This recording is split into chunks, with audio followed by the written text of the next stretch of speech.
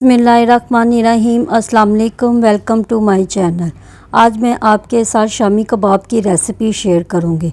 ये दाल और आलू से बनकर रेडी होंगे। इसमें ना तो किसी गोश्त का इस्तेमाल होगा ना ही चिकन का, लेकिन यकीन जाने ये गोश्त और चिकन के बगैर बेहद मज़े के होंगे। आप एक दफ़ा बनाएंगे तो बार बार बनाने पे मजबूर हो जाएंगे। गैस के आगे रखेंगे तो वो भी रेसिपी पूछ के जाएंगे। चले रेसिपी स्टार्ट करते हैं। सबसे पहले मैंने हाफ़ कप चने की दाल लेकर इसको बॉईल कर लिया था और बाद में इसको चॉपर में डालकर पीस लिया था।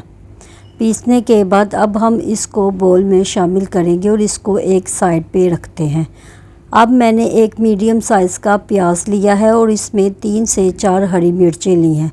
इन दोनों चीज़ों को आपने चॉपर में डालकर चॉप कर लेना है। जब ये चीज़ें चॉप हो जाएं तो इसको आपने दाल वाले मिक्सर में शामिल कर देना है। मिक्सर में डालने के बाद मैंने 3 मीडियम साइज़ के आलू लिए थे। अगर आपके पास 2 बड़े साइज़ के आलू हैं तो आप 2 ले सकते हैं, लेकिन छोटे थे इसलिए मैंने 3 मीडियम साइज़ के आलू लिए और इनको बॉईल कर लिया है। अब हम इनको ग्रेटर की मदद से ग्रेट कर लेंगे। आलूओं को अच्छी तरह से ग्रेट करने के बाद आपने इसको भी बोल में शामिल कर देना है। अब हम इसमें 2 से 3 टेबलस्पून चॉप हरा धनिया शामिल करेंगे।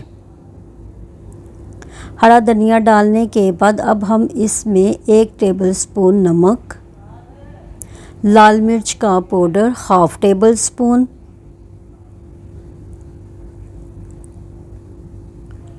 हल्दी हाफ़ टेबलस्पून,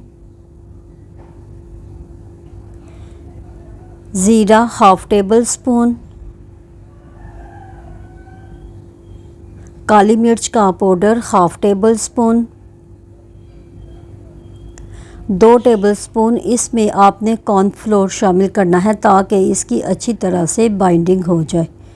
कॉर्नफ्लोर शामिल करने के बाद आपने तमाम चीज़ों को अच्छी तरह से मिक्स कर लेना है।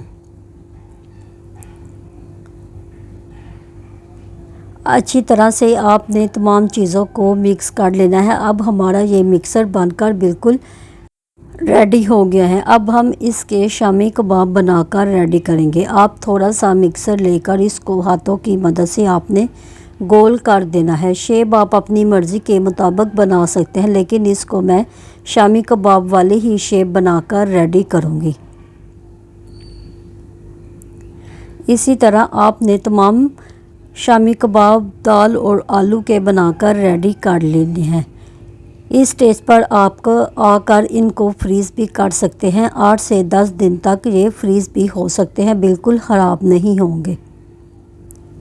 अब हम एक बोल लेंगे और इसमें एक अंडा शामिल करेंगे। अंडे को आपने अच्छी तरह से फेंट लेना है। अब हम एक पैन लेंगे और इसमें हाफ़ कप कुकिंग ऑयल शामिल करेंगे। इसको गर्म करने के लिए रख देंगे।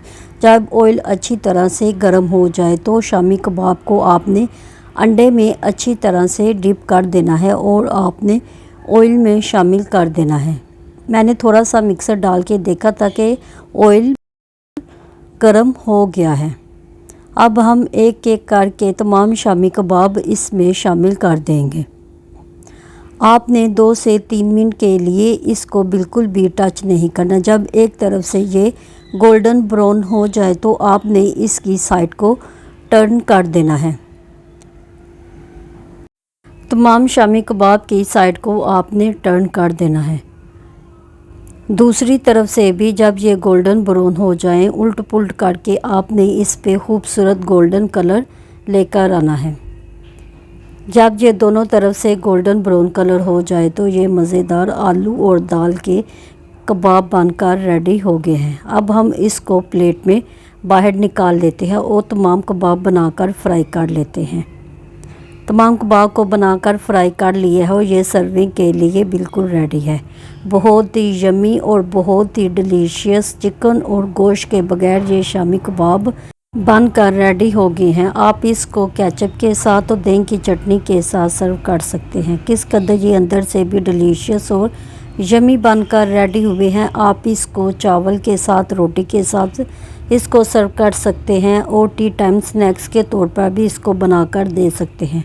बच्चों के लंच बॉक्स के लिए भी ये बहुत ही अच्छा आइडिया है। आप अपने बच्चों को लंच बॉक्स में भी बनाकर दे सकते हैं। उम्मीद है आज की रेसिपी आपको अच्छी लगी होगी। अगर रेसिपी अच्छी लगी है तो इसको लाइक करें और इसको शेयर करें। मेरे चैनल को सब्सक्राइब भी करें। अपना बहुत सारा ख्याल रखिएगा और मुझे दुआओं में याद रखिएगा। मिलते हैं नई रेसिपी के साथ। अल्लाह हाफिज़।